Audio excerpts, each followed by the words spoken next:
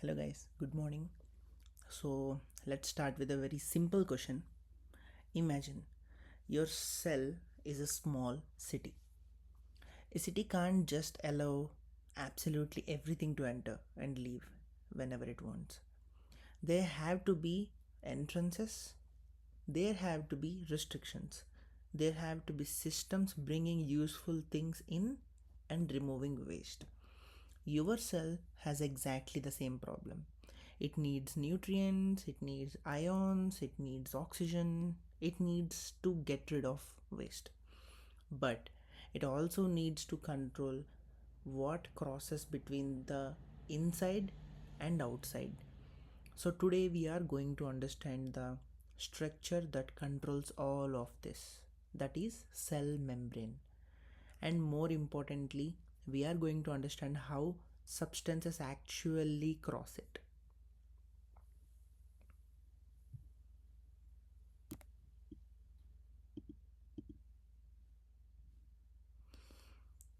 So, cell membrane, yeah. The cell membrane separates the inside of the cell from the outside environment. But I don't want you to imagine it as a simple brick wall. It's much more intelligent than that. It acts as a selective barrier. That means some substances can cross relatively easily, while others have difficulty crossing or need specific transport proteins. So the important question isn't simply can something cross the membrane, but the better question is how does it cross? And that's what we are going to learn in this lesson. Yeah. So let's quickly understand what the membrane is made of. Okay, the major components are phospholipids and proteins. Major components are phospholipids and proteins. A phospholipid has a hydrophilic head and hydrophobic tail. Again, a phospholipid has a hydrophilic head and hydrophobic tail. And hydrophilic means it interacts well with water. Hydrophobic means it avoids the water. Okay, so you get this arrangement where the head faces the water environments and the tail faces towards each other, and that produce our famous phospholipid bilayer. You don't need to memorize a complicated picture, just remember water loving heads, water fearing tails. Okay, and now this arrangement explains something very important. The membrane is not equally permeable to every substance. Small non-polar molecules such as oxygen, carbon dioxide can cross relatively easily. But ions like sodium, potassium, and calcium are charged. They don't simply pass through the lipid portion of the membrane. They usually need proteins because glucose is another important example. So already you should start thinking, right? What is the substance? Is it charged or uncharged? Is it lipid soluble? And that will help you predict how it crosses.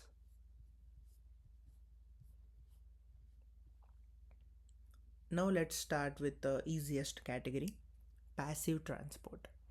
So the key idea is that the cell does not directly spend cellular energy to move the substance.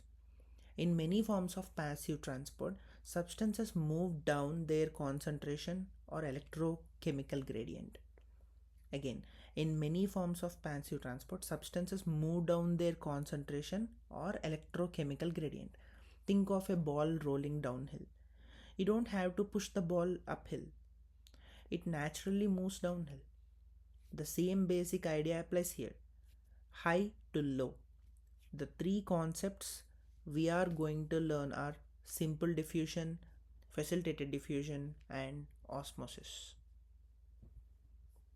Simple diffusion. Simple diffusion is the most straightforward one, if you ask me.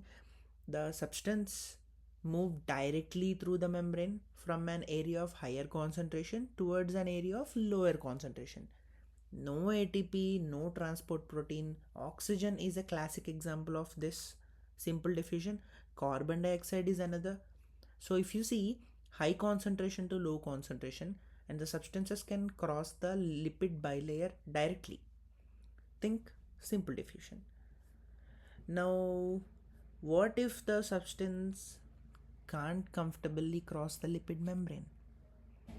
It can still move down its gradient, but it needs some help. That's facilitated diffusion.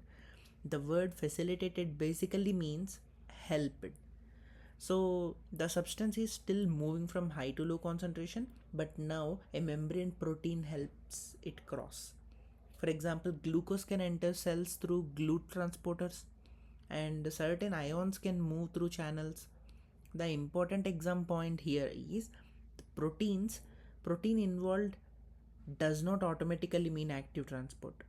Facilitated diffusion still does not require direct ATP expenditure. Hope you are getting my point. If you have any doubts, just comment below. I will try to resolve the issue. Any doubts? So now let's talk about osmosis. This one is extremely important. You all know that since our childhood, like in our grade 10, 11 and 12, even now we are studying this osmosis. This one is extremely important, okay? Osmosis is about water. Not sodium, not glucose, not the solute, just water. Water move across a selectively permeable membrane towards the side with greater effective osmotic concentration. So for a beginner, the easiest mental model is water follows the osmotic pull. Later we will study the body fluids and IV fluids. This concept is going to become extremely important. You just remember water follows the osmotic pull, osmosis. So now we have to make the opposite move. What if cell wants to move something against its gradient? Imagine pushing a ball uphill. That requires energy, of course. This is where active transport comes in. Active transport moves substances against their gradient and require energy. In primary active transport, ATP is used directly. The most famous example in the entire body is the sodium potassium ATPase. And this pump is going to appear again and again throughout this physiology. So, sodium potassium ATPase. Now memorize this number pattern, okay? 1 ATP, 3 sodium ions go out, 2 potassium ions come in. That means 3 sodium ions going out, 2 potassium ions coming inside. They are using 1 ATP. So 3 sodium out, 2 potassium in. This is primary active transport because ATP is used directly. It also electrogenic, because it moves a net positive charge out of the cell. 3 positive charges leave while only 2 positive charges enter. So there's a net movement of 1 positive charge outward per cycle. This pump is extremely important. Don't treat it as just another number to memorize, but this is really, really important. Okay, why is sodium potassium pump so important? Because it helps maintain sodium and potassium gradients across the cell membrane. And those gradients are essential for many other processes. It also contributes to maintaining cell volume and helps establish the ionic conditions required for membrane potential. Now imagine ATP production suddenly becomes severely impaired. Okay, now imagine ATP production suddenly severely impaired. Then the pump starts failing. Sodium isn't just being effectively pumped out. Sodium accumulates inside the cell. And because water follows osmotic forces, then water enters. The cell starts swelling. So we have just gone from ATP failure, then pump failure, then sodium accumulation, Sodium, wherever sodium accumulates, the water follows, so the water entry, then the cell swells. That's clinical reasoning. That's much more useful than memorizing sodium potassium pump 3 out 2 in. Better than that, you follow this ATP failure, then pump failure, then sodium accumulates. Wherever the sodium is, water follows, so water enters the cell, and this, if so much of water enters the cell, what happens? Cell swells.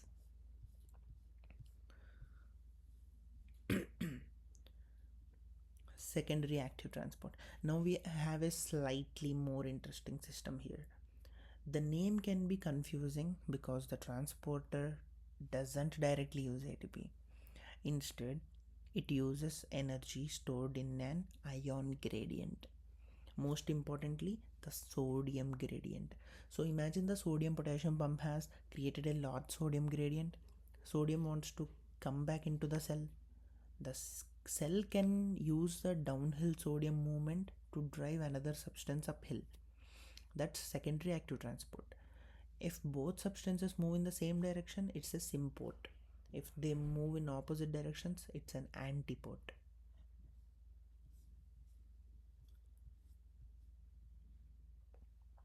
Let's now connect this to real physiology.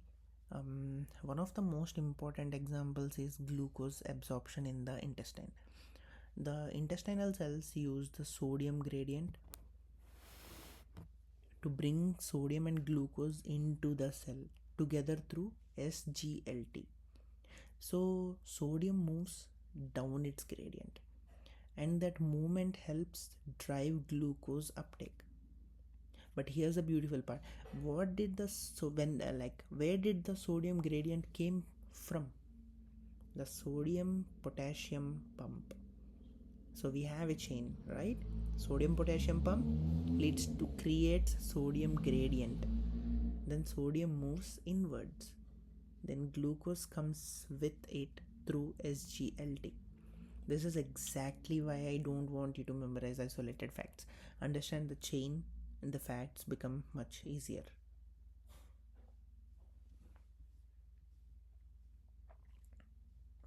Here's an interesting table.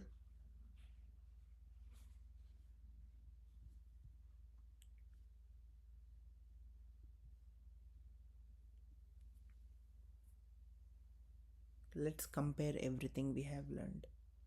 Simple diffusion, no ATP, no protein, flows from high concentration to low concentration.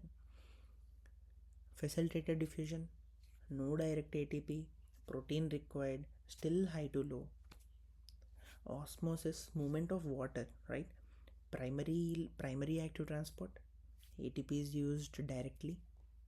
Secondary active transport, the transporter uses energy stored in an ion gradient. If you are confused in an FMG question, so just don't panic, ask one question. Does this process require energy, and where does that energy come from? The question will often solve the problem.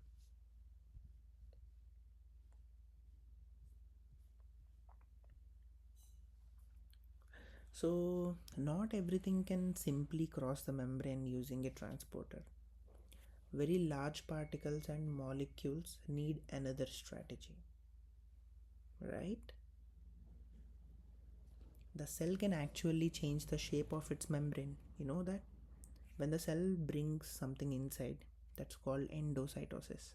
When it releases something outside, that's exocytosis. Endocytosis includes processes such as phagocytosis, pinocytosis, and receptor mediated endocytosis. And exocytosis is important for things like neurotransmitter release, secretion of many hormones and proteins. So just remember, endo in, exo out. Endo is in, exo is out.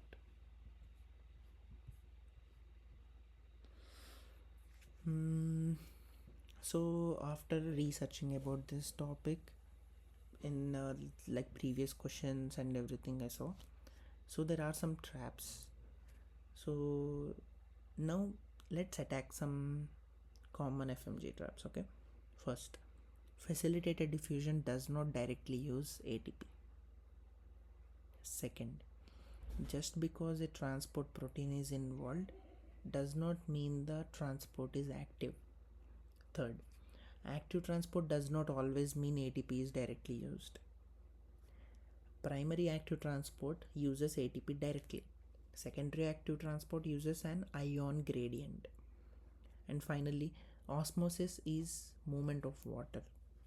So when you see these questions, don't simply look for keywords, look at the actual mechanism. Hope you are getting it. So the whole story, let's compress the whole story into a page. Simple diffusion, high to low, no protein used, no ATP used. Facilitated diffusion, high to low, protein required, no direct ATP. Primary active against the gradient, ATP directly, and secondary active uses an ion gradient. And now I want you to develop one habit. Whenever you see a transport question, ask yourself, what is the driving this movement?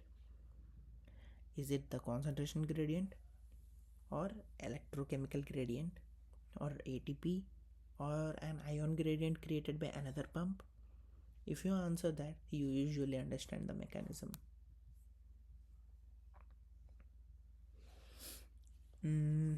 Now let's think something clinically. So imagine a patient has severe cellular energy failure. ATP production falls. What happens to the sodium potassium pump? It becomes less effective. What happens to sodium inside the cell? Sodium begins accumulating. It begins accumulating. Then what happens to water? Water follows the osmotic changes. So the water also enters the cell. And what happens to the cell? It swells. So this is the kind of chain of reasoning I want you to develop for FMG. Don't just ask what is the answer. Ask what does that answer, why does that answer happen? Because once you understand the mechanism, you can solve questions you have never seen before.